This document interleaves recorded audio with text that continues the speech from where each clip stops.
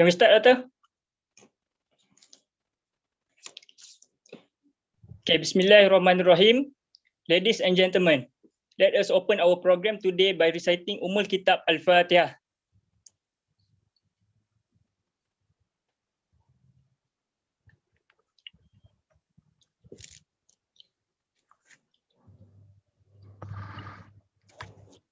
Assalamualaikum warahmatullahi wabarakatuh, and a very good morning to everyone.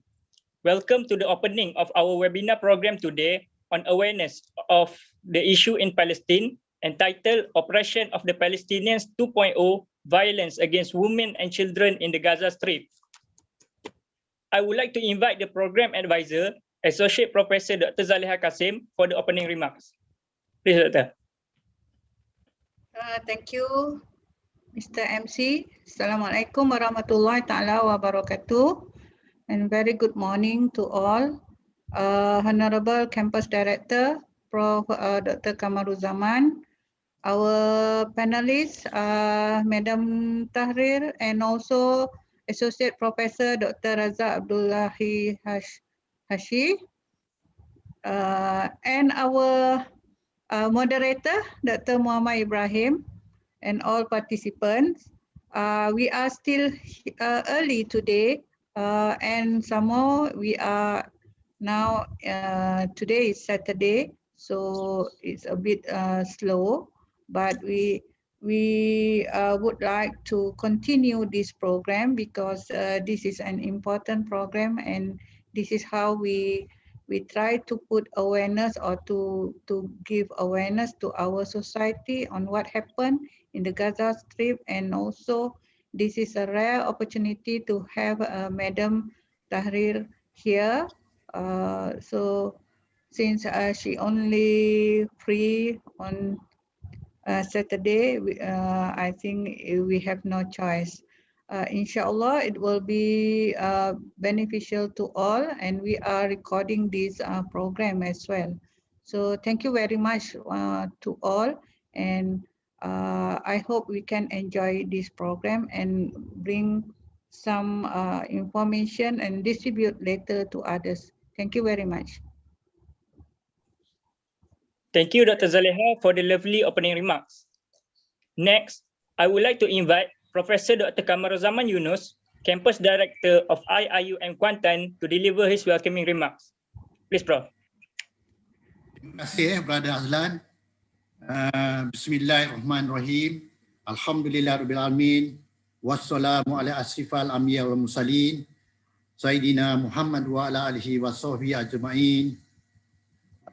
The Deputy Campus Director of IIUM Kuantan, the advisor of the program, AP Dr. Zaliha Kasim, and our young moderator, Associate Professor Dr. Muhammad Ibrahim from the Kuala of Health Science, and we have two, the very renowned panelists, Madam Tahril Ar-Gamri, the activist from Dakwah Backpackers of Malaysia, and my friend, Prof.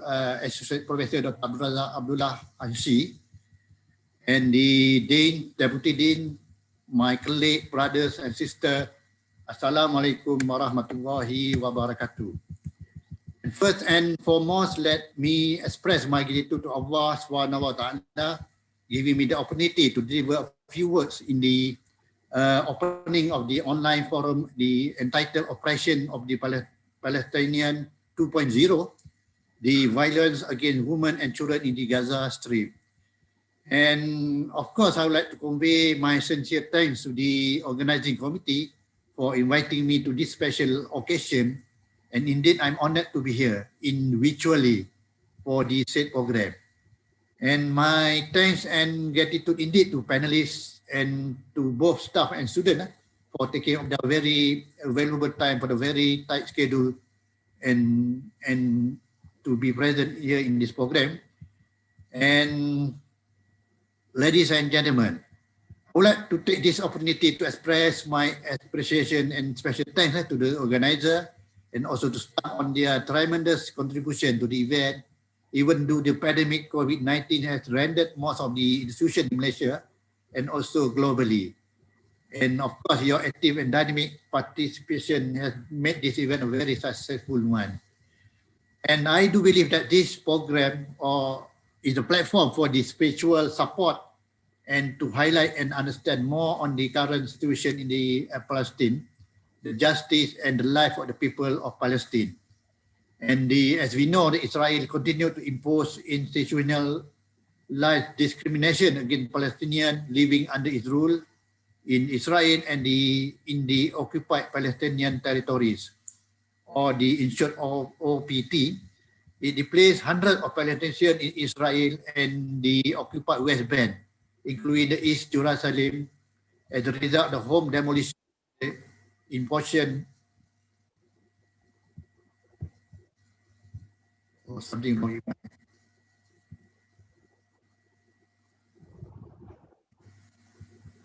Dengar, can you hear me? Yes, can Prof. Yeah. All right, never mind. And something wrong in my computer is okay. And to help the victims of this operation, the Palestinian is a very Muslim responsibility, every one of us. And it's very important for us to support them, not just spiritual, but also the necessities. And I hope the experience shared by the speaker later in this morning will give us a good understanding about the situation there in the Palestine. And this cycle of violence that we have seen all too long need to be changed and to replace with peace and freedom for the people of the Palestine.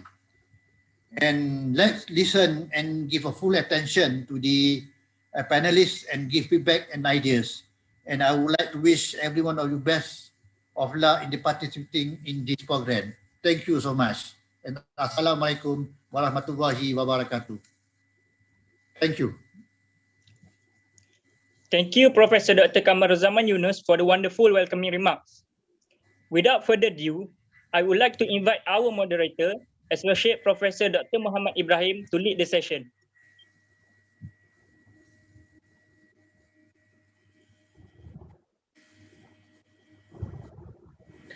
Bismillahirrahmanirrahim. Assalamualaikum warahmatullahi wabarakatuh.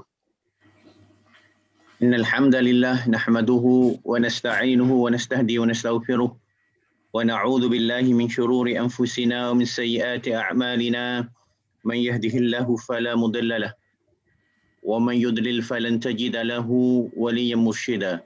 Ashhadu an la ilaha illallah wahdahu la sharika lahu wa ashhadu anna sayyidana Muhammadan 'abduhu wa rasuluh.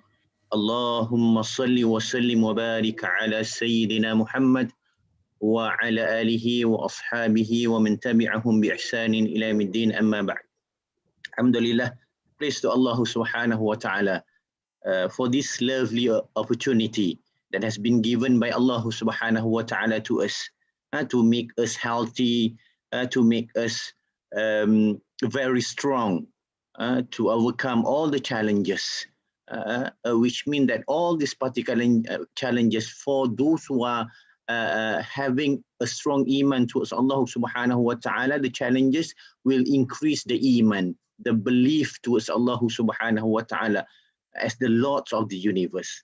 And then for those who are having challenges without iman, we will fail as a believers of Allah subhanahu wa ta'ala.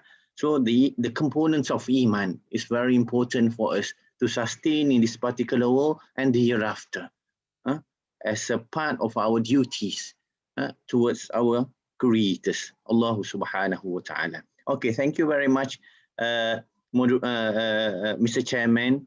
And then thank you very much also to the organizing committee for giving me the opportunity to facilitate our forum today. And then our highest gratitude goes to the Prof. Kamaruzzaman Yunus, directors, Office of Camper Director, IUM Kuantan, and also Dr. Zaleha, Professor Dr. Zaleha as a committee chairman for this particular forum, and all the deans, deputy deans, and respected Muslim brothers and sisters, whenever you are. So today we are honored to bring to you two distinguished speakers. My good partners and friends, very long time. So as I said, Professor Dr. Abdul Razak Hashi, and then also we are honored to have with us on board today virtually Madam Tahrir from the activists. She's the activist of Backpackers Da'wah, Da'wah Backpackers Malaysia. So today we hope that you are not backpackers because we are doing online. So we are honored to have everybody in the online session, and then we do hope that the discussions and also the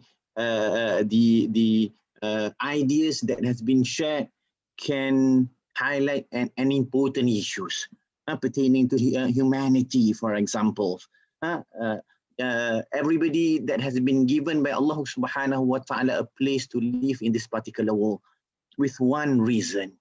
With only one reason. وَمَا خَلَقْتُ الْجِنَّ وَالْإِنسَ إِلَّا لِيَعْبُدُونَ. Allah subhanahu wa ta'ala created us, created jinns, created everything in this particular world with one objective, which is everything in this particular world should embrace Allah subhanahu wa ta'ala as a Lord of universe. We have to put everything in our mind, in our soul, in our heart, that Allah subhanahu wa ta'ala is the creator of us. So alhamdulillah also, today we're going to have three rounds of discussions, and then each of round will I will give only 10 minutes. Should be precise, concise, and so that everybody can listen. Our forums is about 1 hour, and then it's going to be followed by a Q&A session from everybody, inshallah, from the listeners. So thank you very much. And then I look at Dr. Muzaffar from Pakistan also joining us in the Zoom meeting. And then without further ado, today our forum will discuss on the violence against the women and children in the Strip of Gaza.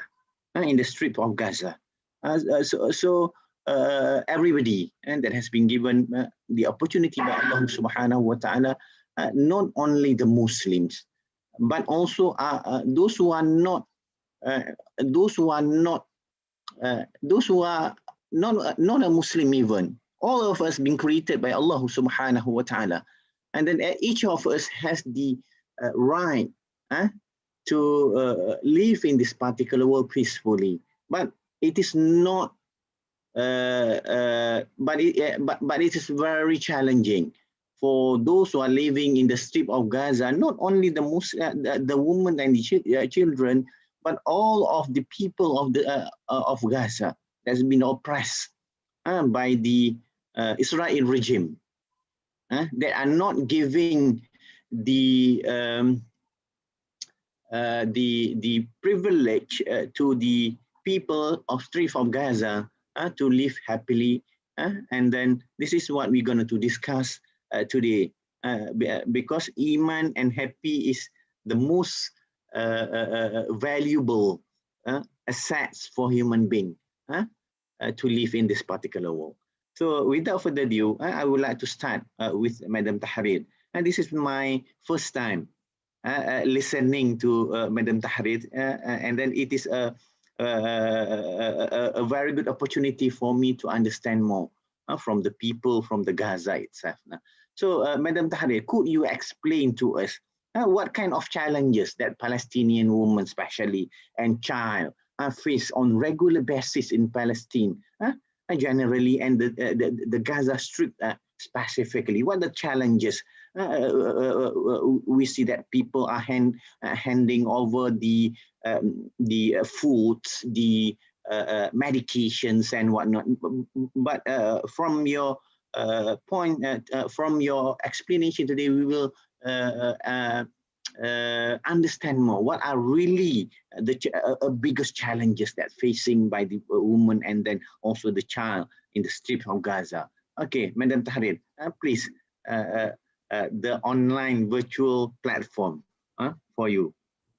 Okay, Assalamualaikum and very good morning to everyone.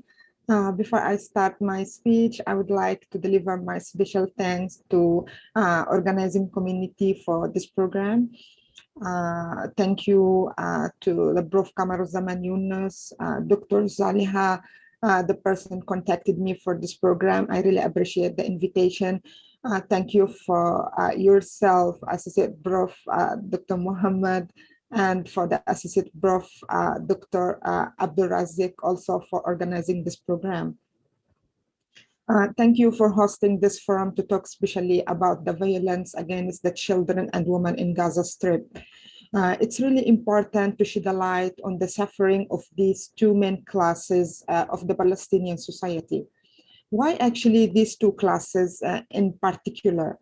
Because out of 2 million people staying in Gaza Strip, there's around 50% of the population are children under the age of 15 years old. And back to the population of Gaza, there's 49% of the society as women. So these two classes are really important, and most of the world or all the world should know actually the suffering that they have been facing since like the beginning of Palestinian issue until now, as this is actually just not a recent issue, not actually following the last war in Gaza.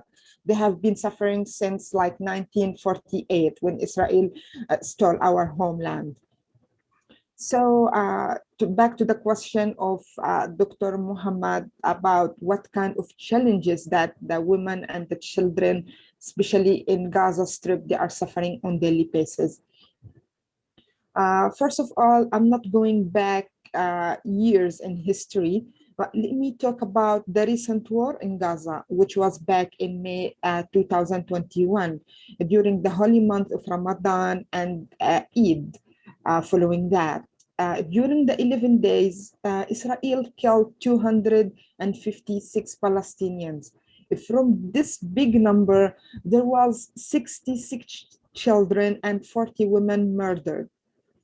So this is the first kind of challenges that the Palestinian women and children face. They're being murdered in a very cold blood in Gaza Strip. And by the way, the suffering, it's not only in Gaza Strip. Actually, in entire Palestine, Israel has been murdering children, women, imprisoning them, putting them in prisons for years, and torturing them just for being Palestinians. So actually, this is affecting all women and children in Palestine, specifically in Gaza. So it's very important to know that the rest of Palestine, we're still having challenges by Israel. Israel is still attacking Palestinians in West Bank, within actually the territories of Palestine that occupied since 1948. But the huge focus now is on Gaza because Gaza is under direct attack and under like siege for years, and the people over there are really suffering like for more than 15 years. So this is why actually we should focus more on the issue of Gaza and children and women in Gaza.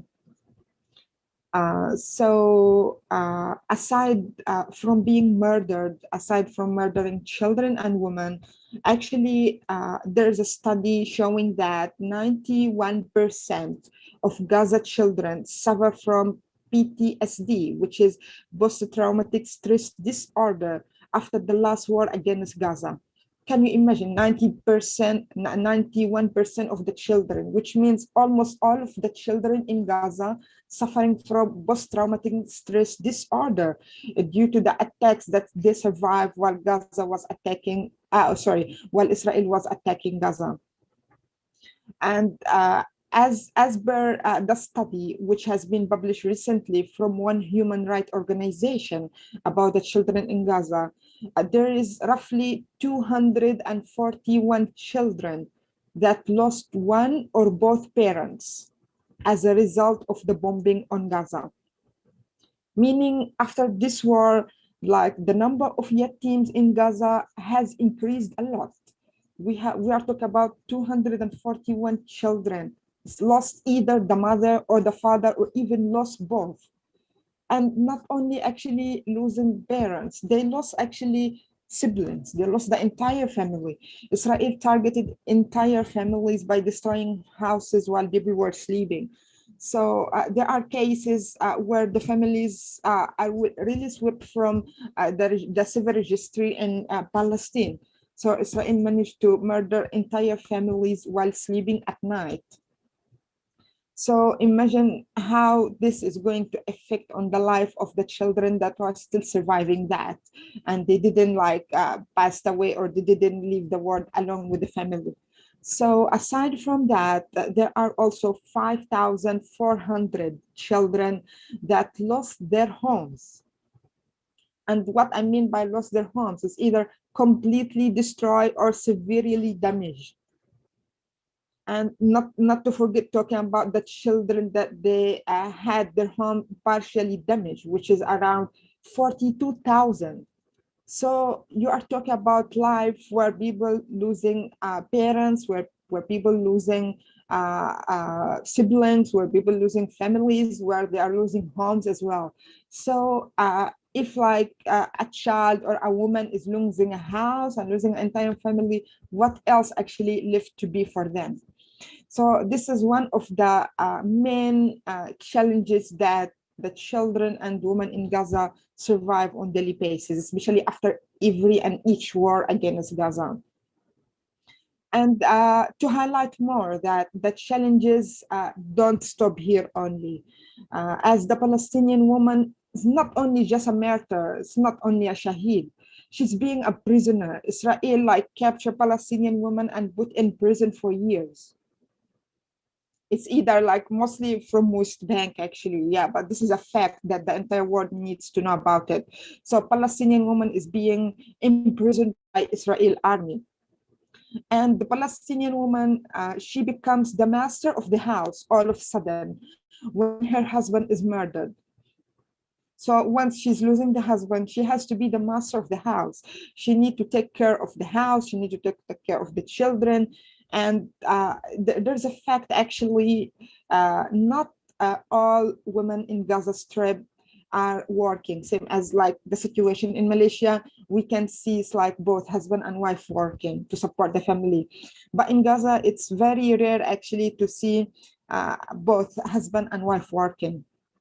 We do have most of them actually, the women's working, most of them it's either like teachers or they are working as doctor or nurses, but the rest actually they are just housewives, and they are like raising the kids at home and taking care of the house. So once the husband is being murdered as a shaheed by the army of Israel, all of a sudden the responsibility will fall on her.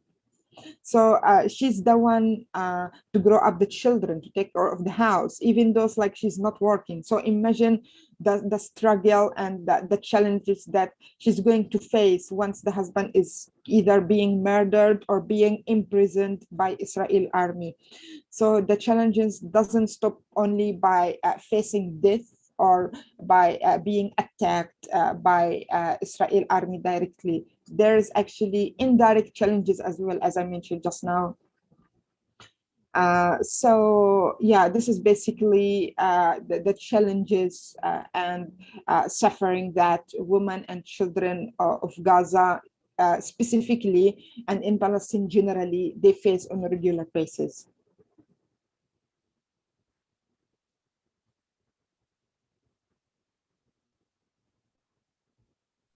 Okay, thank you, Madam Tahrir, for the wonderful highlights.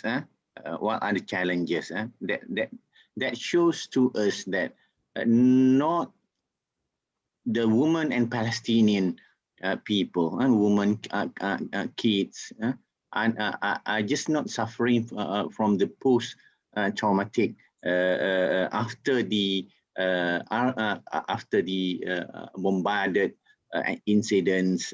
They are being killed and whatnot, but most of them are suffering to maintain their life, to maintain their life after the husband has been killed by the army of the Israel.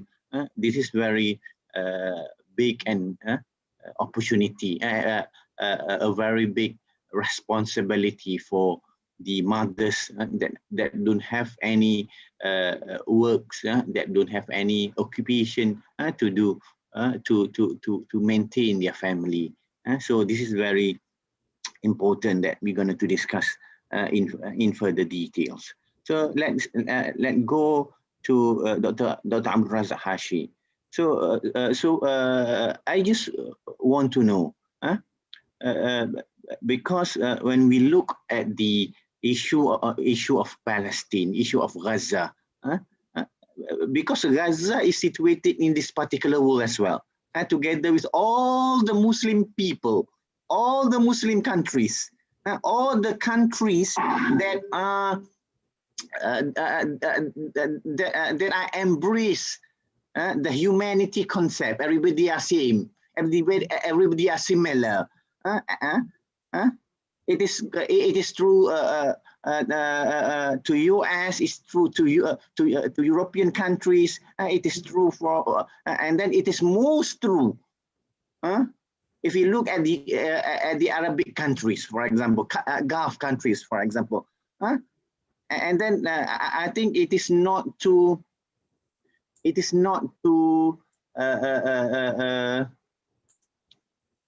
up to the standard when we talk about iman, when we talk about belief towards Allah subhanahu wa ta'ala, and then innamal mu'minuna ikhwah, and then yet we are Muslim country cannot do anything. We don't do anything. We just observers. So in your knowledge, Dr. Abdul Razak Hashi, is there any convention written about protecting women and kids from the Islamic point of view, from Islamic countries, from the WHO, from any organizations in this particular world? Please, Dr. Razak, share with us. Thank you very much, Associate Professor Dr. Muhammad, for your kind moderation of the session. So I would like to thank the organizer of this session, and also I would like to thank our campus director, Professor Kamaru Zaman, for his beautiful introduction of the session. And I would like to thank also to every one of you for those who have attended the meeting today. Of course, the discussion today or the forum is very interesting for all of us. The reason why it's interesting and attractive to all of us is because we're addressing a topic that is very important, currently, timely, happening now. It's not something that is theoretical. We have to figure out what's happening. What's happening is actually out there. So it's a daily live kind of topic, you know. It's a topic that is being discussed by everyone actually. If you look into something else, into different perspectives, it's not only we are discussing about this topic. It's been discussed throughout the world actually. Why? Because it is a topic that is actually the topic of the moment, to put in that way. Why? Because we have seen people suffering, killed, tortured, bombarded in Palestine, especially in Gaza. So the interest we have for this topic is actually because we see human suffering there in Gaza. Therefore, we want to know more about, what's happening actually. Same like what, Sister Tahrir shared with us. All of us are interested to this topic. Why? Because we are attracted to it and we want to know about it and we want to listen to it and we hope it has one day, a solution for it. So I think for those of us, all of us, I think, for those of us who are peace lovers, we love peace. We want, humanity to come together and stay together peacefully. We will always like to attend this type of sessions, and we will always have it. And not only today we have it, maybe we will have another session tomorrow, another session, the day after. Why? Because we want peace. We want people to, be respected, honored, dignified. We want human sufferings to end, regardless of where it's happening. Now we are talking about Palestine. If it happens, for example, let us say somewhere else in the world, we will also talk about it. Why? Because every part of this world, we want to have peace, right? Therefore, I am happy to be part of this session and also learn, not to share my opinions and my readings, but to learn as well from other speakers and also panelists. And what we are sharing today here is actually, it's not that we are talking about something that someone have a specific expert. For example, if you are talking about biomedical issues, if you are talking about marine science, you need expert to speak about it. But this topic actually is something that is happening in front of our eyes. It's something that we daily, it's a daily, we see it in front of our eyes. It's being reported by all media. It's not something hidden actually. You don't have to sit down and say, well, Palestinian issue and the violence against women and children is the job of specific people to speak about it, or the job of specific, speakers to address about, this issue. It's a topic that is in front of you, on the TV, in the internet, in the YouTube, in all, social medias, nothing hidden. But sometimes we need to come together and discuss about it as well. And when we come together and discuss about it, well, it is something that we all have it, but we need to put it into perspective to increase the awareness of the human suffering that is happening and taking place now there in Palestine. Why? Number one, as Dr. Muhammad said, they are our brothers, and we share, the what do you call, the same feeling and thoughts and faith and iman. But they are, above all, they are also our brothers in humanity as well. So wherever there is a human suffering, we have to stand up and say, look, there is a human suffering there, and we need to talk about it, and we need to discuss about it, regardless of who is doing and against who. And this is the case now. And this is the case. Yes, Palestine is part of the Holy Land, which we all, respect and value and have in our heart and mind. But also we have to remember that what's happening there is actually a human suffering, which we need to speak about, to discuss, to address, to bring awareness. And that is what we are going to do here today.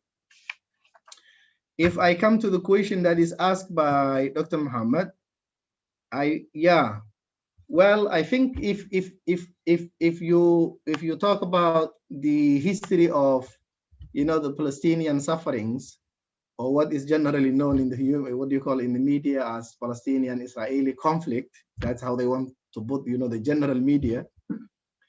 It has a long history. If we talk about the history, it may take longer time. But let us focus only, in order to address this issue, what has happened in this year, in this particular year that we are living in now, especially from May 6th up until May 21st conflict. Let us focus on that and see what happened actually. Because during that time, during that war on Gaza, from 6th until 21st May this year,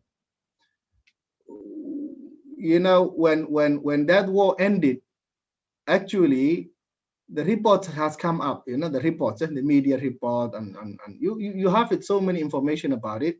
But let us focus on what the casualties and damage that were reported by the United Nations.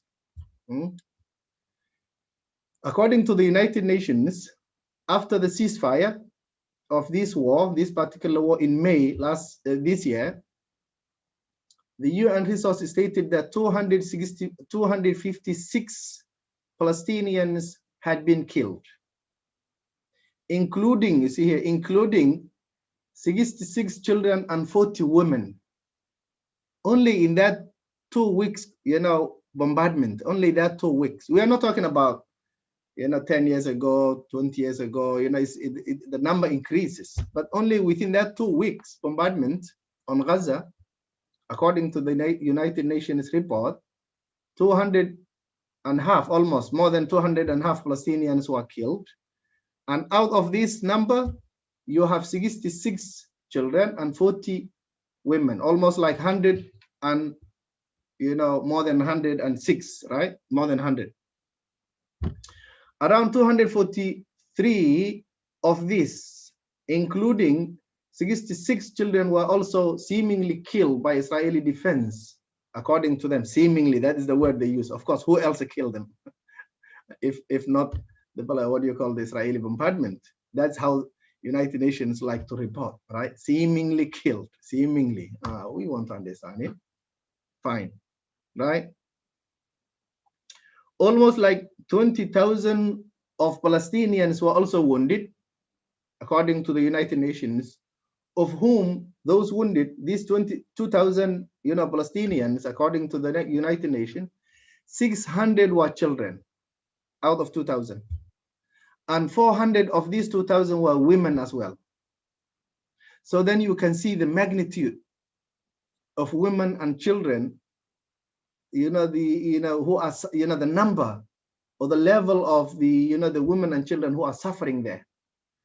Out of 2,000 people injured, almost like 1,000 of them were children and women. So then now you can see, and as you know, that women and children are non-combatant. They are not part of, they are not soldiers, they are not army. They are their households, and children, even, the women and children are not part of the world. So one has to ask, what is happening here? Why women and children are targeted? Women and children are suffering. Yeah, well, Israel may say, well, we have the right to self-defense, right? To defend ourselves. Fine. Same goes to the Palestinians. They will also say that we have the right to self-defense. So in this, self-defense versus self-defense, women and children are paying the highest price. And we, the peace lovers of the world, are concerned actually about this. That is why we want to talk about it. Therefore, well, if you talk about, normally when we see this kind of, number of casualties, high casualties, people always think about it and ask. Of course, we're academics and we always like to ask, are there international standards or international laws or international treaties or international conventions that can be the basis of, ending or at least solving or, at least guiding morally this type of, what do you call, war against, for example, Gaza people there? Of course, yes, there are a lot of conventions. If we talk about the religious aspect, we will talk about it later on. For example, the different religious texts, what they said about protecting children and women. But if you talk about the, international conventions, of course, normally we refer back to what is generally known as Geneva Conventions, Geneva Conventions, which are 4 treaties that establish it, that are meant to establish international legal standards for humanitarian treatment in war. And these 4 conventions, which were ratified and signed by almost like, the, what do you call, the world nations or international communities, actually talk a different level of how to manage, what do you call, a war. And one of the, if you see, for example, you can, the conventions are there actually on the Google and available actually. You can access through, what do you call, the internet actually. But if you see these conventions, actually 4 conventions, the first convention talks about, for example, how to treat or deal with wounded and sick armed forces, generally, those who are fighting in the battlefield. The second convention speaks about, how to deal with, those who are, armed forces, but shipwrecked, somewhere, in the battlefields, in the oceans. And then the third convention, Geneva Convention, speaks about, related more about to treatment of prisoners of war, how to deal with them, those who are captured in the war and in the battlefield. But the fourth convention, it speaks about how to deal with, how to protect civilians during the war. So So this is where, you know, the topic that we're addressing today is related actually and addressed. The elements of this convention, particular convention, addresses the topic that we are addressing today, how to protect Palestinian civilians. First of all, Palestinians have the right to self-defense. And now while they're in the self-defense again, when this war is there, now the question is how to protect the Palestinian civilians in line with the Geneva Convention. That is the challenge we have, and that is the problem we have actually. Why? Because although we have this convention, which has been signed by all these nations, including Israel, we also see at the same time that Israel is bombarding the Palestinian civilians and killing children and women as well. Although we have this convention which is binding for those who have ratified, including Israel. And it was this convention, particular convention of Geneva Convention, which is actually meant and designed and drafted and adopted also in 1949 after the World War II to protect the civilians during the the wartime. And again, it was this convention which the United Nations General Assembly adopted and passed a resolution in 1974, making a declaration, the declaration on the protection of women and children in emergency and armed conflicts. And the articles of that declaration specifically mentions that the responsibility of the states and the responsibility of nations during wartime to protect women and children, to avoid harming women and children, to avoid harming civilians generally, but specifically and particularly mentions and focuses on women and children. But when we see what's happening in Gaza, those conventions, Geneva Conventions, and the declaration of the United Nations in 1974 are not being kept in mind. There is a clear violation of that, of those, conventions. Because what we see is now the number of those who are killed, majority of them were children and women. So are you telling me that, for example, Israel cannot see the children and women who are now, the victims of this war more than the militants who are fighting for their freedom, right, and self-determination? With the available satellites that we have today, whereby we can see the small things that are, moving on the ground, are you telling us that Israel doesn't know that they are killing civilians and children? These are the questions that we are asking, and these are the questions that should be, answered. So that is my answer to your question, Dr. Muhammad.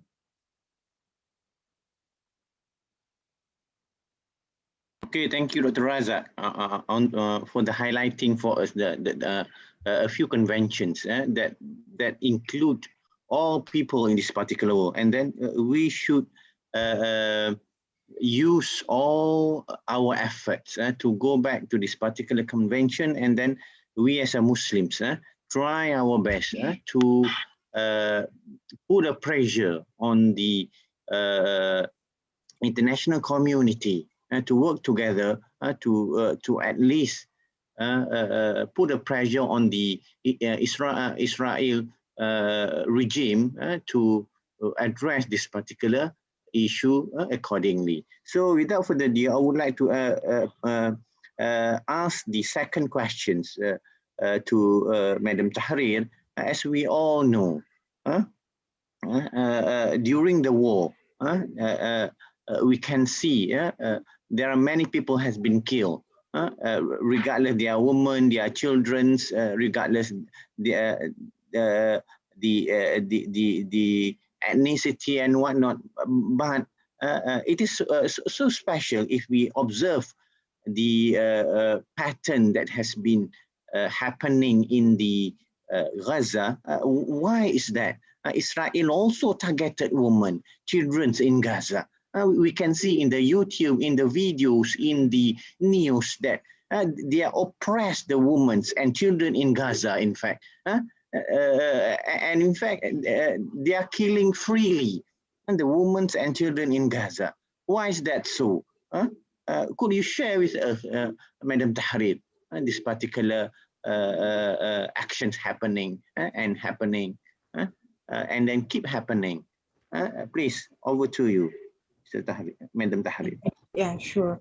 But sorry, Prof. Dr. Muhammad, before I proceed with answering this question, I just have something to highlight about the speech that was given by Prof. Dr. Abdurazik. I just wanted to highlight that in an Arab community or society, especially in the Palestinian society, we do have one proverb which says that to whom you are going to complain when the judge is your enemy. So yeah, we are talking about Geneva, we are talking about human rights, which is at the end being led by the high power in the world. And the highest power in the world actually is supporting the back of Israel. So to whom we are going to complain if the judge is not by our side, it's by the side of our enemy. So regardless to Geneva and to the human rights that all the war is referring to, by actually trying to match that to what's going on in Palestine, we do believe and we can actually see that, yeah, human rights is just like being written on books, being discussed in conference and meetings, but not being applied on the land of Palestine and in Gaza specifically. This is what they so-called human rights, which actually we don't know what does that mean, because we are seeing something the opposite and something is totally different from what we actually read about Geneva and what we read about human rights. So this was just my comment about, yeah, the human rights and Geneva. We do respect that, but we don't see that actually being applied in our society and in our country. So now back to the question of Prof. Dr. Muhammad, why actually Israel specifically targeting women and children in Gaza generally, particularly, and in Palestine generally. Actually, Israel, based on my own comment and experience, I would say that Israel targets the children by either killing them or imprison them, because they know that the children, one day they will grow up to face Israel and to fight to get their land back. And why actually, okay, what about the women? As we know, the children maybe one day they'll grow up and fight for their land. But what about the women? Why are they still targeting women? Because women, they are the one actually bringing children to life, and they grow them up to be men, strong men. Women in Palestine generally growing up their children while educating them about our land, about how actually our land was stolen and how we can get it back. So this is actually what scares them the most, because the children and women are two vital classes in the society that have a huge impact on the coming decades. I still remember in the history that there was one former prime minister of Israel. Her name, I believe, was Golda Meir. She was the first woman to be prime minister in Israel. She once said that the old generation dies and the young generation forget. So they believe that the generation that witnessed the suffer since 1948, one day they will pass away and no one will carry on the issue of the Palestine. No one actually would know what happened. But they were for sure and totally 100% wrong. This is not reflecting the reality, because the children in Palestine, they grow up with the spirit of fighting to get our land regardless to whatsoever. So that's why actually I believe that children and women being targeted the most, because they don't want the children one day to grow up facing them, and they don't want the women and the mothers of Palestinians to keep educating their children about the issue of the Palestine, educating them about how actually our land was stolen. If I would like to highlight more about this, what comes to my mind is the very good and great example of Palestinian mother. I'm not sure whether you're aware of the name or no. Her name is Al-Haja Nidal Farahat. She passed away back in 2013. This great lady, actually, she sent 3 of her sons to be murdered. So can you imagine? She had 4 sons. One of them was in prison, Israeli prison, and 3 of them were killed or murdered by Israel forces. The first one actually was by the age of 17 years old when the mother was talking to him. There's a video actually on the social media and everywhere where she was hugging her son and kissing him for the last time while he was going to do a fight with the Israel army. By that time, we still had army inside Gaza Strip. So he was like going to face the army by himself and his gun.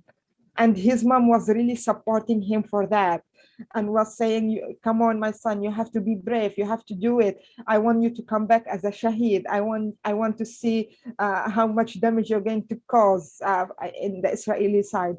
So this is actually a great example of the Palestinian mothers. That's why Israel is really targeting women and children, because women is really supporting their children and supporting their sons to grow up fighting for our land, to get our land back.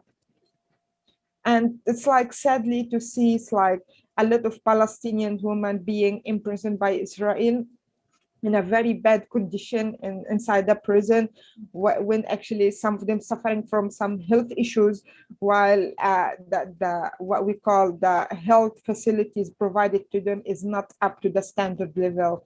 For that, actually, Israel is really trying to punish the women of Palestine, the children of Palestine, by putting them in prison. If not, they will try to kill them. If not, they'll try to kill their families. So they are trying to pressure them so much. So it's either they can give up and stop talking about their land and stop educating the children that way, or even to force them to leave the country. So this is how the way how they think, because they don't want the upcoming generation to be aware of the history, to be aware of how Palestine was actually stolen from their people, what happened to our homeland. So this is actually what I can see why Israel mainly targeting women and children in Gaza. They're actually attacking homes, while they are for sure they are aware that the house, let's say there is no men in the house because most of the men are fighting, and for sure the house will just be like occupied by the women and the children, yet they are still targeting that, same as what Prof. Dr. Abdulrazak mentioned just now. So they are really targeting children and women and people who are like civilian, as what we said, civilian people, that they have no weapons, they are not fighting. They know that very well, and they're still targeting, because to them every Palestinian, regardless to the gender, regardless to the age, it is a threat to them, because every Palestinian knows the history, knows how actually our land was stolen, and every Palestinian has the spirit to fight to get our land back. Fighting, it's not only by like having weapons and going to the battlefield and shoot here and there. Palestinian, if you can see around the world, they are like, we do have specialists in science, we do have engineers, we do have doctors, we do have journalists, we do have people speaking multiple languages to highlight the suffering of Palestinian and Palestine. So we are, even like, if we are not in our own land, we are abroad, we are outside of Palestine. But if you see most of the Palestinian outside, they are actually trying to give their part in this conflict, as they said. They are trying to highlight to the world what's going on. They are trying to help with the possible ways that they have. And for that, actually, Israel trying also to attack Palestinians outside Palestine. It's not only inside Palestine. Can you imagine that? I do have one of my friends, she was studying in the UK. She left Gaza to study. She got a scholarship in the UK. And she was, by that time, just like at the age of 23 or 24. And she went to the UK to study. While she was there was an issue of one prisoner inside the Israel prison who was undergoing hunger strike for like more than, I believe, 40 days. And she just like helped to raise that issue so the entire people around the world can be aware of that issue. And can you imagine, it's like she got certain words and treatments from Israeli people outside of actually Israel. They send her like a sentence saying, if you don't stop doing that, we are going to kill you, we are going to target you. So it's like women of Palestine really being targeted, not only inside Palestine, I would say outside Palestine as well. Every Palestinian trying to show the world what's going on in Palestine is being targeted. And this is including the children and women in Gaza, particularly, and in Palestine generally.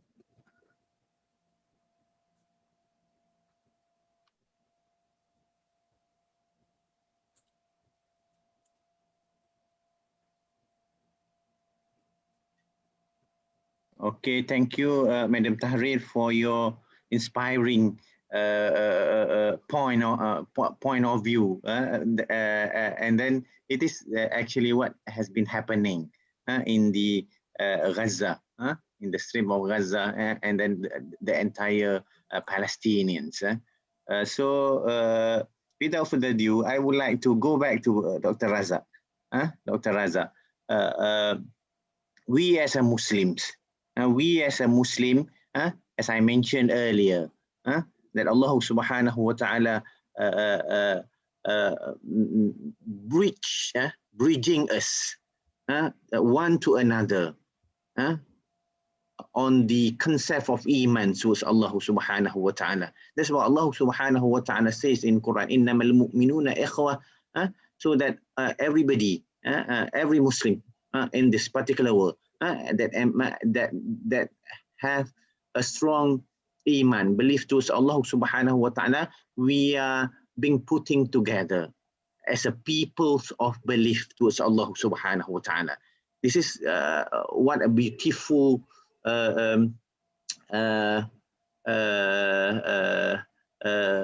tie, and that has been shown by our Prophet sallallahu alaihi wasallam, and with the Sahaba, and the Sahaba with the Tabi'in. So having this particular concept of one shahada, one belief in Allah subhanahu wa ta'ala, and then bring everybody brothers and sisters in the Muslim community. So what actually the really our Islamic views on protecting women and also protecting children, and then also if you have a little bit informations also, could you also explain to us, does the others religions, or does the other religions also do believe we have to protect women, we have to protect kids, and then we cannot suppress them in whatever situations? So back to Dr. Raza.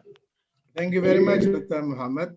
I think it's a good question, but I will look it from two aspects actually. We look today, let us put in this way. What we are doing actually is we are discussing a topic of the moment, and it was topic of the moment, and it will, I think for now, we don't see any quick solution in the horizon, and it may be also become a discussion for the coming days and maybe months, although we hope this conflict or this war to end and Palestinians to get their right in their homeland.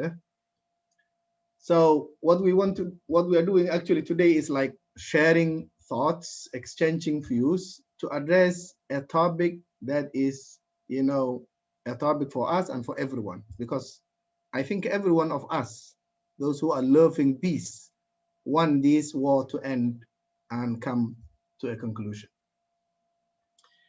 So with that perspective, I also want to appreciate Sister Tahrir for sharing her thought on the, you know, the contradictions, right, that we normally notice from having, you know, conventions, international conventions, which are always mentioned, in conflicts, but not applied when it comes to Palestinian, sufferings.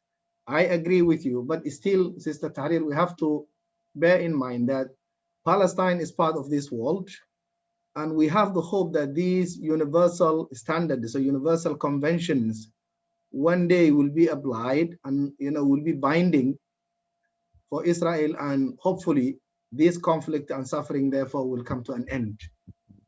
So we always have hope in the good men and women in the world who have actually come together and changed a lot throughout time. One day will come and say, look, enough is enough. We have to end this conflict and bring peace to the Holy Land.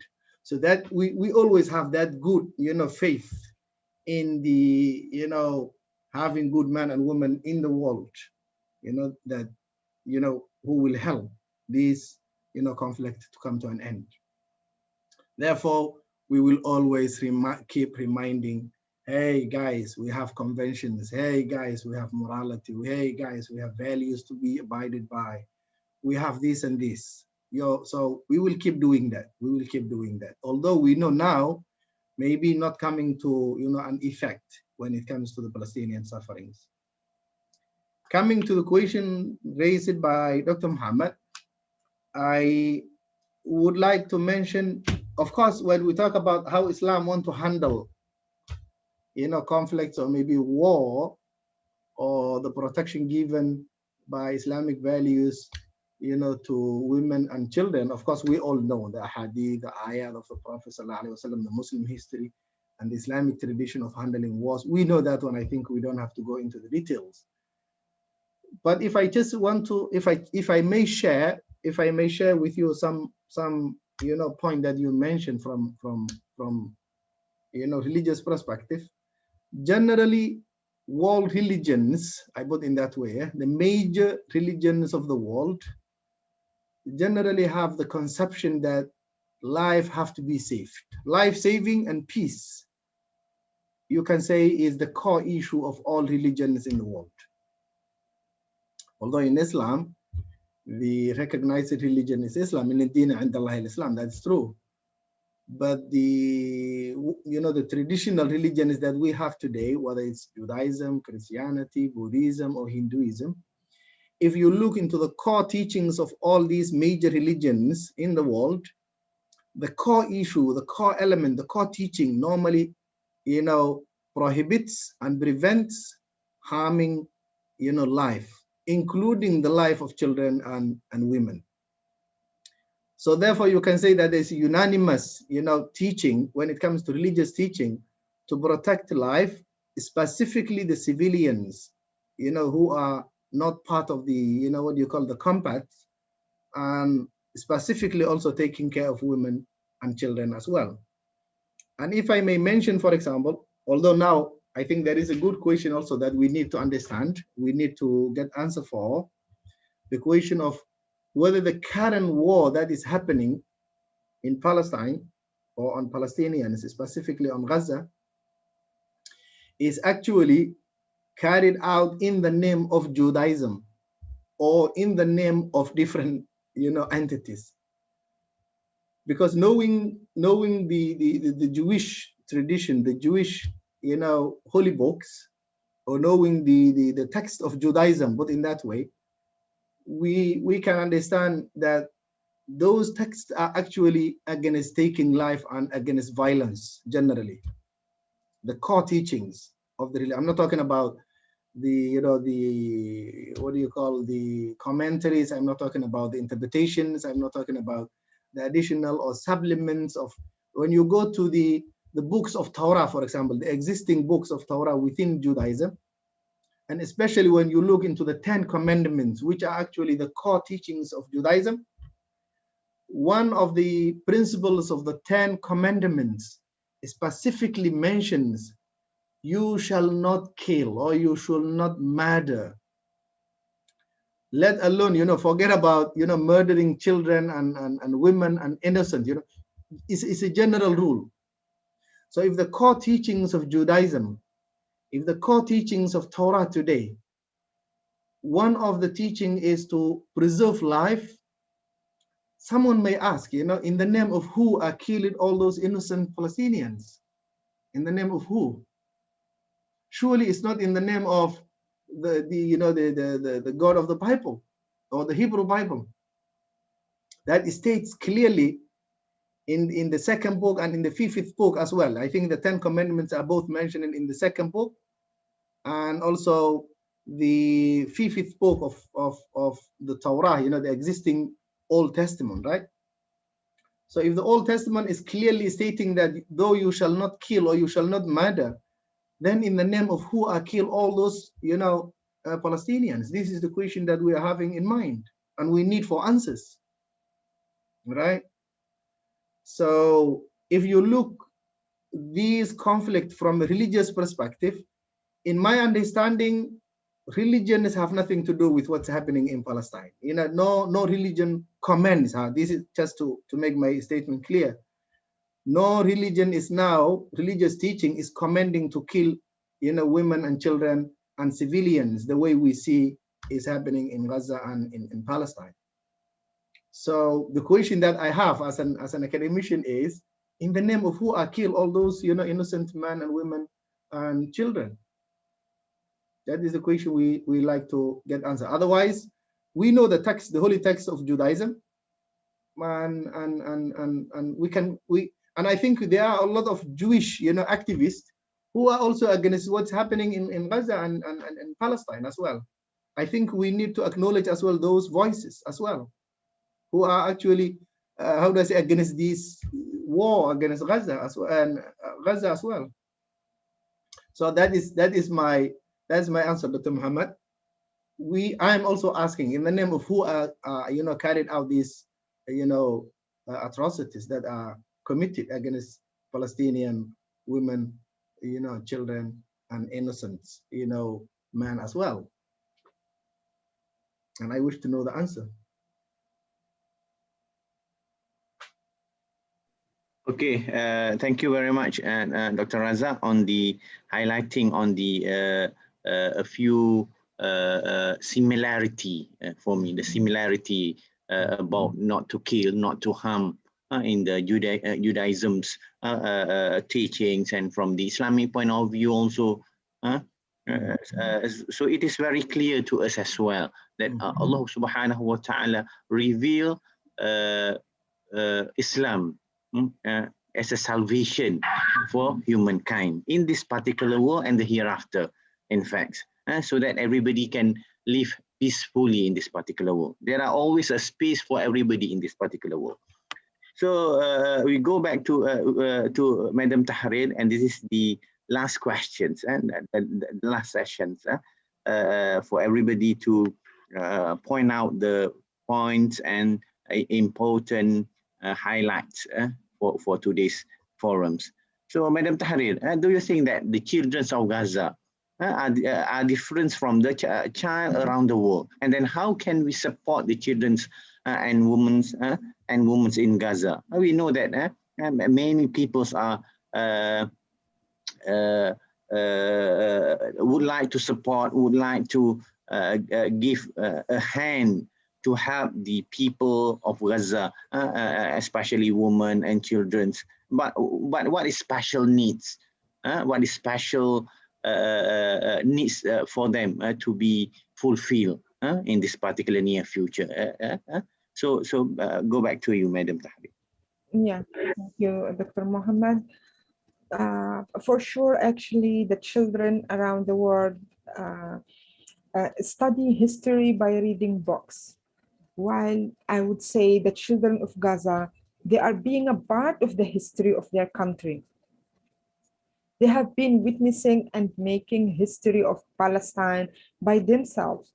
For that, I would say that for sure there's a big difference between the children of Gaza and children around the world. The children of Gaza, they will memorize actually the history of Palestine for decades, and they will pass it to the coming generation, to the upcoming generation. Just same as how, for example, my grandparents passed the history to me. and to my cousins, and we are doing the same way by passing the history to our children and grandchildren as well. And the same will be for the upcoming generation for sure as well. So the life of children in Palestine is really different of the life of the children around the world. It's really 100% different. I would say as the children of Gaza, they really live on a very limited space in Gaza Strip. As if I want to refer to the geographic part about Gaza Strip is a very limited area with a space of around 365 km, where more than 2 million people staying there. So you can imagine how packed the area is. Gaza Strip, if you are taking a car from the north point of Gaza until the very south point of Gaza, it doesn't take you more than actually 2 hours. It's just like 1 hour and a half. You can cross Gaza from the north to the south. So the space of Gaza Strip is very limited. And the children of Gaza, they are staying in very limited space. And I would say the only place that they can visit freely is the beach. The only place that they can go and enjoy their time for free and freely, it's the beach of Gaza Strip. And even it's like the beach of Gaza is not that safe, because we have that case when, if you remember, the child of Huda Ghalia, who has already graduated from the university now. Back then, like years ago, she was she saw her family murdered in front of her eyes while they were enjoying their time on the beach. So they just visited the sea as the father promised them to take them to the sea once they are done with their final exams. And the entire family went to the sea. And it's like simply Israel attacked them, and all the family actually was gone except her. So that child, Huda, as a child by then, she grows up and studied studied law in the university, and she already graduated. She's like she witnessed that in front of her eyes by the time she was a child, and she had the determination to grow up and to fight for the right of her country and for the right of her family, which was murdered in a very cold blood while they were actually enjoying their time on the beach. So the child grew up, and now she's being a lawyer, and hopefully one day it's like the entire world would listen to her statement and would take it into consideration. So back to the general children of Gaza, as I said, they have very limited space, and to the daily life that they have, the electricity in Gaza Strip, it's actually less than 6 hours on. So imagine you're staying in a house and the electricity is not available 24 hours. It's just very limited time, around 6 or even 5 hours. While the children, they are studying, they need to prepare for their exam, they need to prepare for their assignments. So the challenges are really true and real. Yet the children of Gaza and Palestine, they are really educated, and they actually prefer to continue their education, even despite of all of the challenges that they face. If you if you search in Google, actually, it's very proud truth that among the Arab countries, Gaza Strip has the most educated people. Can you imagine? We are just like around 2 million people staying in Gaza Strip, and we have the most educated people among the Arab countries. They are staying in Gaza Strip in very limited space in Gaza Strip. And the percentage of uneducated people is really very limited, and the lowest compared to the rest of Arab countries, which is, we are really proud of this, because despite of all of the challenges that we have from Israel, we are still like being ranked as the first, I would say the first place among the Arab countries that have the most educated people. it's like you would see like grandmother, grandfathers, they are actually willing to learn and read and write. They had actually, they were not able to get the education by themselves by the time they were young. Now they're trying at the very old age. So the people of Gaza, they are really educated, especially the children, despite of all the challenges they are facing, and this despite actually of Israel attacking schools, attacking universities, yet the children of Gaza, they are still well educated, and they know the history of their country, what happened to the country from 1948 until now. If I want to compare that with the children around the world, it's totally different. It's really totally different. For that, there is a big and huge difference between the children in Gaza and children around the world. Children of Gaza, that they actually, they don't really enjoy the life. They don't know how the world outside looks like, because it's difficult for them to live, and they are facing challenges on daily basis. Even if they want to watch the TV, they don't have electricity 24 hours. They want to study, as let's say, I'm just like comparing now due to COVID-19, schools been closed and children study on online platforms. They're using online education. But in Gaza, it would be very hard to implement and to apply this system, because we are facing challenges in terms of electricity. We are facing challenges in terms of internet.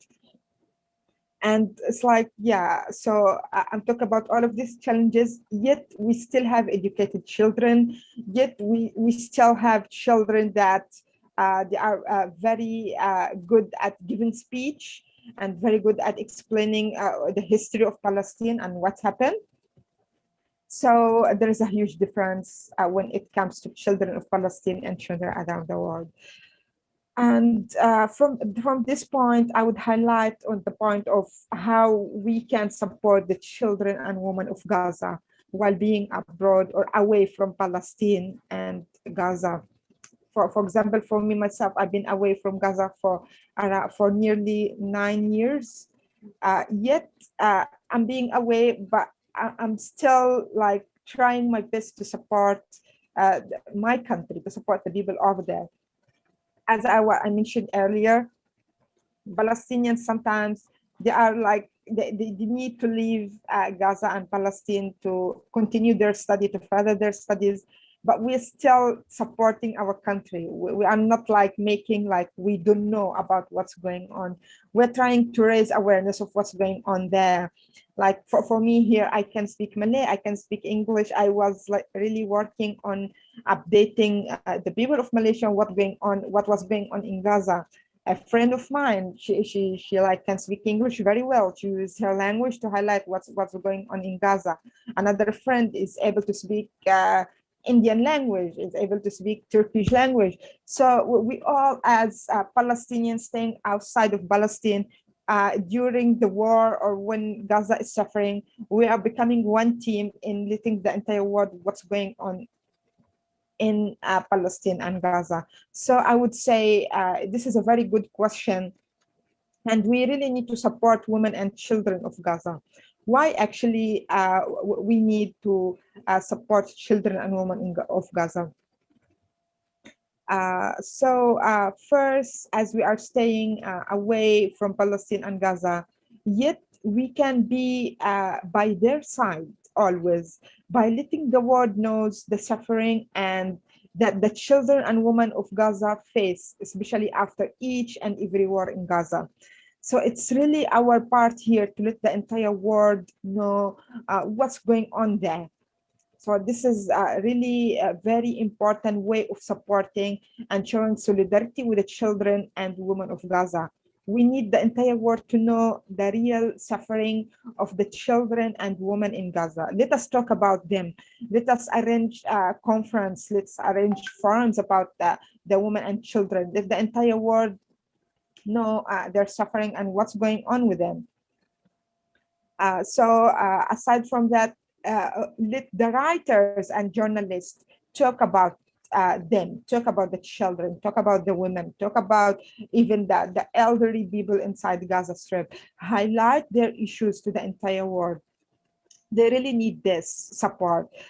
Furthermore, I would say actually now after the war is over, they really need psycho specialists to support them. So how we can do that? We can actually arrange for online sessions to provide mental and mortal support to the children and women of Gaza. So we can like try to help in this way as well. This is really needed for now. Now I can see it's like a lot of human rights organizations are working very what we say very closely with women and children in Gaza to listen from them, to release stress and to release tension that they got after the war. So this is a very important way of showing support and solidarity. They need someone to listen to them and share stories with. And they need specialists to advise them on how they can carry on after witnessing an aggressive war and probably after witnessing the death of their parents or loved ones in front of their eyes. So it would be very helpful if we can have actually such a specialist who can arrange sessions with children and women in Gaza. Regardless to the language is like never the barrier. We can use like translation service. We can have translator on the line to help to translate. So language, it's the last point that we can think of. Now we need actually to drag specialists to talk with children of Gaza, to women of Gaza, to the people of Gaza. Let them actually know what they're suffering from. And let us send our advice to them how they can carry on. Of course, they are strong with high spirit and everything, but they are tired and they are scared, and the suffer is real and true. We need actually to try to reduce their tension and stress after the war. Yeah, I would say it's like most of the cases, the people in Gaza, even they have like higher spirits than us, the people staying outside of Palestine. They are strong. We are aware of that and 100% sure that the people are strong, but they are just tired. They are just tired of witnessing people like dying in front of them, being murdered in front of them. And some's like all of a sudden lost the family and no one by his or her end or at the back to support. So regardless of how strong they are, they still actually need someone to listen to them, to talk to them, to support them mentally and mortally. So this is another way of showing support and solidarity with them. And the last point I would highlight in terms of support to the children and women of Gaza. Children and women of Gaza, they really need to expose to more educational resources and opportunities. They need scholarships to further their studies, as the education is really important to them. As we know that a society with no education has nothing to progress, and the history will never talk about them. So a man with no education can do nothing. You can see we actually, by the educated people that we have in Gaza and Palestine, we have progressed a lot. We can produce weapons, we can send our voices to the entire world in different languages, and we even can build our country. And the most important, we know how to let the history talk about Palestine and Palestinians. So education is very important. And from this part, I would like to grab the opportunity to thank the government of Malaysia and the universities in Malaysia that really, which are really supporting the Palestinians, the Palestinian students in Malaysia. A lot of Palestinian students here being awarded with scholarships from the government of Malaysia or from the universities. And I'm sure IUM is one of the big universities that providing scholarships to Palestinians as well. This is really and much appreciated. Thank you so much. And just like you need to be sure that the education that the student of Palestinian getting in Malaysia, it's really helpful and needed for the issue of the Palestine. They are really like using that for the sake of developing our countries back in Palestine. We are using that education. A lot of Palestinians, women, and even like men graduated from Malaysia with degrees in engineering and other sectors, and they're back to Palestine and Gaza, and they are using that actually. They are using what they studied in Malaysia and what they studied abroad to apply that in Gaza and Palestine. So education is really, really, really important to the children and women of Gaza. We need to continue educating the upcoming generations. We need to continue educating the children of Gaza, the women of Gaza, because the children, as I said, it's one of the very vital sector in the society of Palestine. So if the children don't grow up in the right way, I don't think so we can actually proceed with our fight and struggle to get back our land. So children, they need very good education. They need to be educated so they can continue the fight to get back their land. They can reflect the suffering that the Palestinian and especially the people in Gaza, they live. So yeah, from here, I would say again, thank you so much to the helpful and good people in Malaysia that supporting Palestinians, especially the student in Malaysia. Thank you to the IIUM and to the rest of the universities. You are doing very good job, and we really appreciate that. Thank you so much. Thank you very much to Madam Tahrir for wonderful closing of your speech today. So that we are very glad to hear that, inshallah. And then as a we are approaching to the end of our forum today. I would like to pose one last question to Dr. Abdul Razak. As you mentioned earlier, with all those conventions that has been tabled internationally and then approved and then accepted. So from your point of view, should these conventions also protect Palestinian women and children?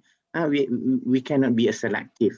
The world cannot be a selective that whom should benefit from these particular conventions. So it should be cross races, it should be cross religions and whatnot. So from your point of view, you can explain further on this particular issues, Dr. Razak, please.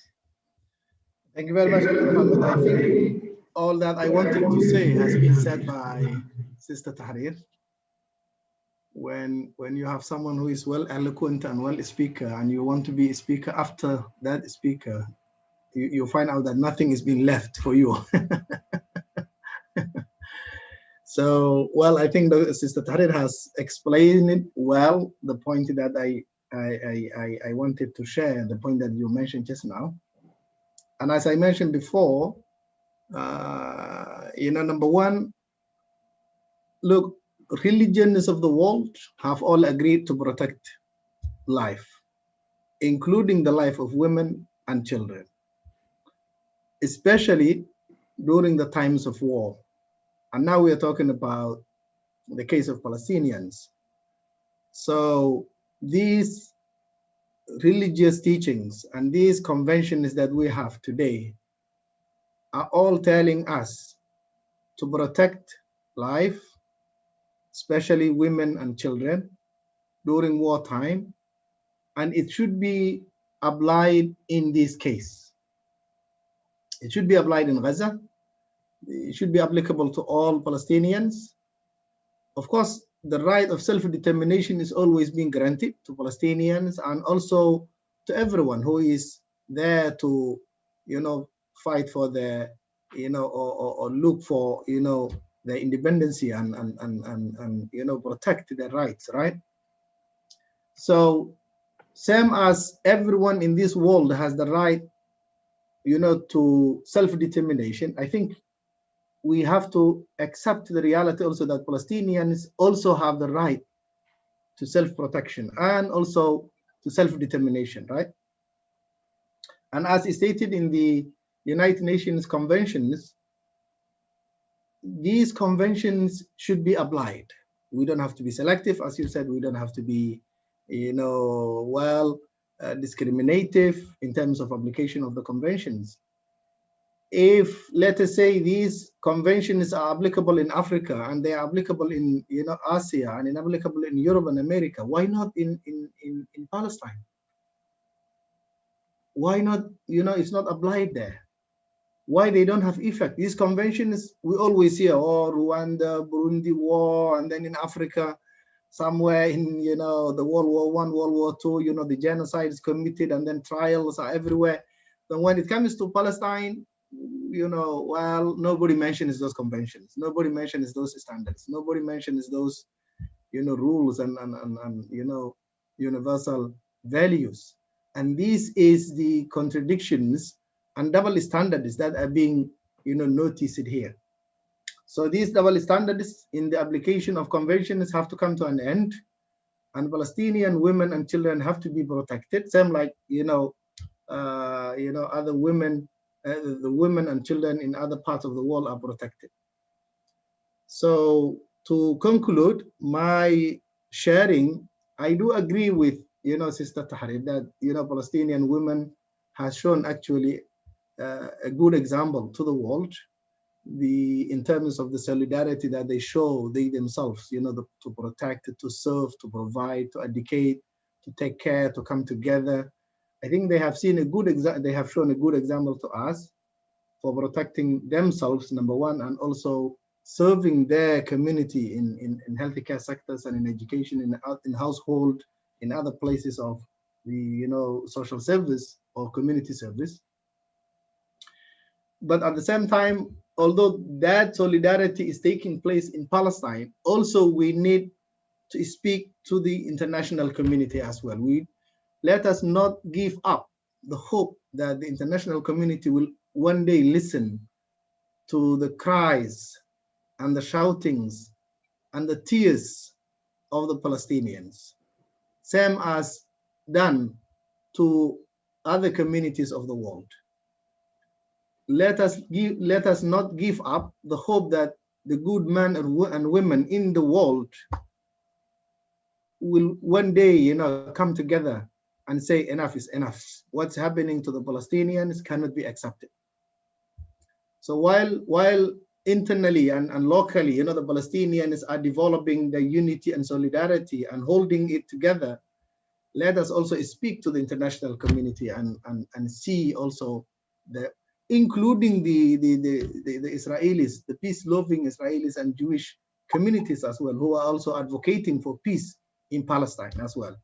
So let us not neglect those peaceful voices that are also supporting, and advocating for peace in the Holy Land as well.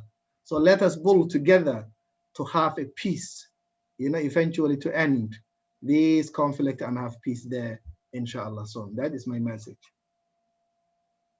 So it's a parallel kind of procedure, one day, one time, unity and solidarity within the Palestinians and in the Holy Land, and at the same time bullying the international community to also support to have a peace, in the Holy Land as well. That's my conclusion. Okay, thank you very much, Dr. Raza, on the for wrapping up the forum, our forum for today.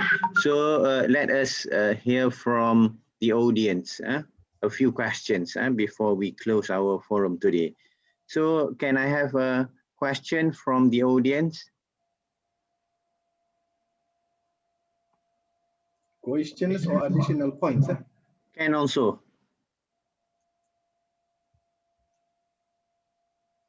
So we have the one question from Dr. Zaleha to you, Dr. Raza. Do you know if the issues of Palestinians fall under any SDG that you are taking care of, our 18 SDG? I think I can't recall a specific SDG, number of the United Nations, but I think the SDG in total, the 17 points, 17 or 18?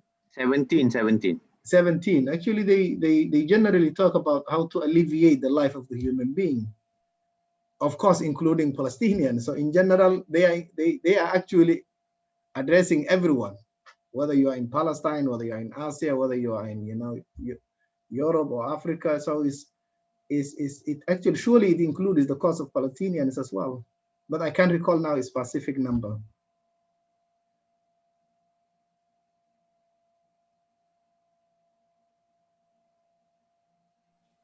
Any question, any additional point from the audience?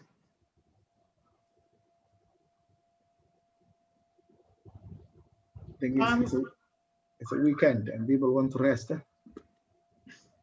May I ask?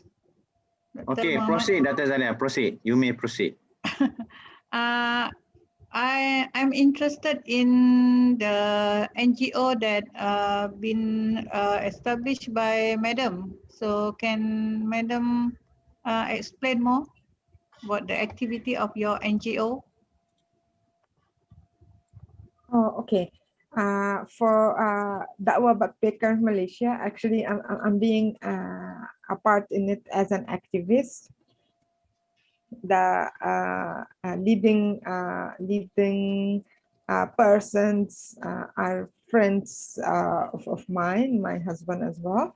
So I'm just like joining as an activist. And I actually previously joined a lot of NGOs as activists as well. As long as I can highlight the issue of my country and the suffering of people in Gaza and Palestine, I would join any NGO or any association as an activist, so I can do my part. I can reflect and highlight the issue of my people back in Palestine. I've been a volunteer in many NGOs before, so it's not only this NGO. I've been activist in many NGOs inside Malaysia and outside of Malaysia as well. As long as, as I said, as long as I can help by any way the issue of my country and showing the suffering and the problems that my people live in, I would not hesitate to join any conference, any NGO, any meeting to discuss and share my knowledge about that. So yeah, a lot of NGOs here, I join a lot of NGOs, and I really appreciate their efforts in raising awareness about the issue of my country. This is really appreciated. Thank you so much. And again, I won't hesitate to join any NGO or any program talk about my country and my people.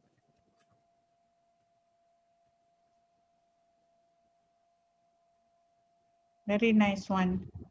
Yeah. Thank you. Thank you. Thank you, Madam Tahrir. Yeah, you're welcome. Thank you. Okay, any other burning question from the audience? Only burning questions. The last burning questions. It's a weekend, Dr. Muhammad. Everybody want to go home, huh? So yeah, Dr. Zaliha. Okay, to Dr. Razak. Oh, okay. Comment. If you compare this Palestinian struggle with the Rohingya, what is your comment? Actually, maybe that question can be directed to Sister Tahrir, because I'm still reading actually the similarities and the differences, to be honest. So maybe Madam Tahrir can help me on that. Sister Tahrir? Yeah, I would comment on that by saying the difference is actually not really much. But I would say the core of conflict itself, it's different between both issues. Because when we are talking about the issue of Palestine, we are talking about land being stolen from the original people.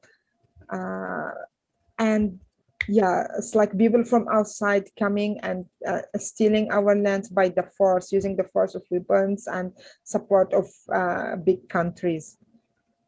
While actually, when it comes to the issue of Rohingya, I would say the issue is both parties are sharing the same land, the same country. And the conflict is basically on a religious part.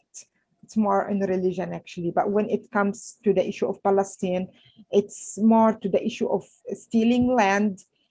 And we do have actually religious part in this conflict as well, because they believe it's like they need to destroy Al-Masjid al-Aqsa and they need to build their temple there.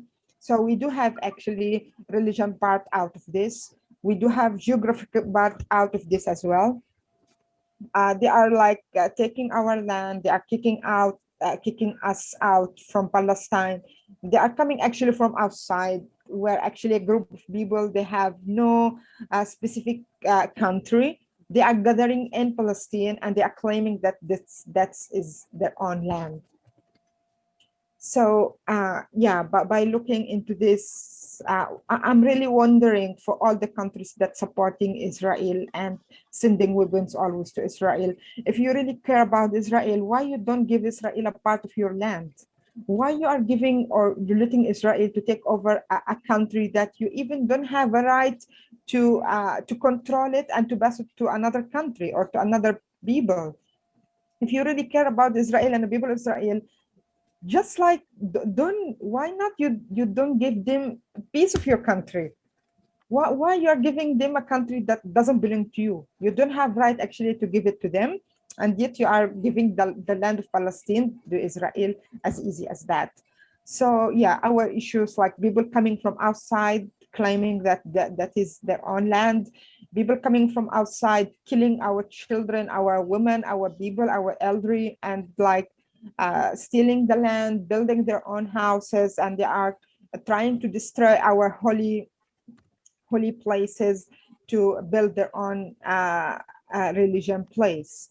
So previously, actually, if we look back into the history, before military was used against the Palestinians, Palestine peacefully had 3 religions: Christian, Jews, and Muslims. They were staying together on Palestine with no issues until actually when it comes to the point that Israel started to be as a nation, declare as a nation, as a country, and use a force to steal the land of Palestinian.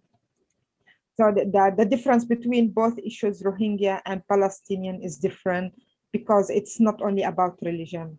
It's about religion, it's about country, it's about geographical impacts and points as well. So yeah, we are sharing mostly, I would say the suffering is not that much different, but the core of the conflict is different. This is what I would say when it comes to the issue of Rohingya and issue of Palestine.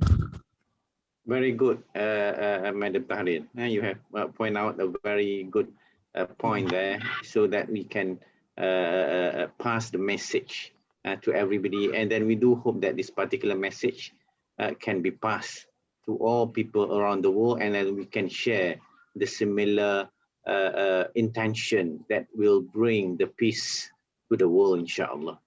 So with that, I would like to thank Dr. Abdul Razak and also Madam Tahrir for your kind and valuable time you spent with us this morning.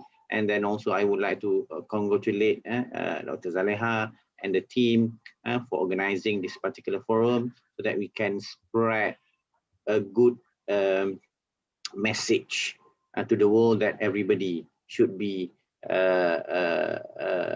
having the similar things, that everybody hope for the peace and to live in this particular world, inshallah. So that with that, I pass the baton back to the organizer. Assalamu alaikum wa rahmatullahi wa barakatuh.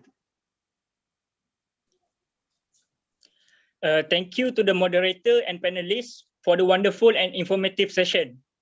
Before we end our program today, I would like to invite everyone to open their front camera for a little photography session.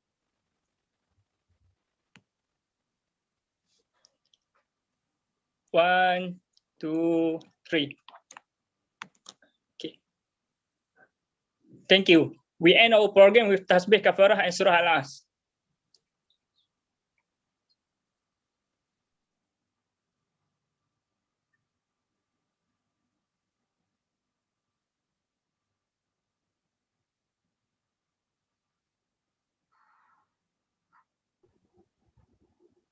Thank you so much, Madam and Dr. Razak. Thank you so much. You're Thank you so welcome. much, You're Dr. welcome. Thank you, Assalamualaikum. Prof. Okay. We Okay. will continue later, Inshallah. insyaAllah. Assalamualaikum warahmatullahi taala wabarakatuh. Assalamualaikum.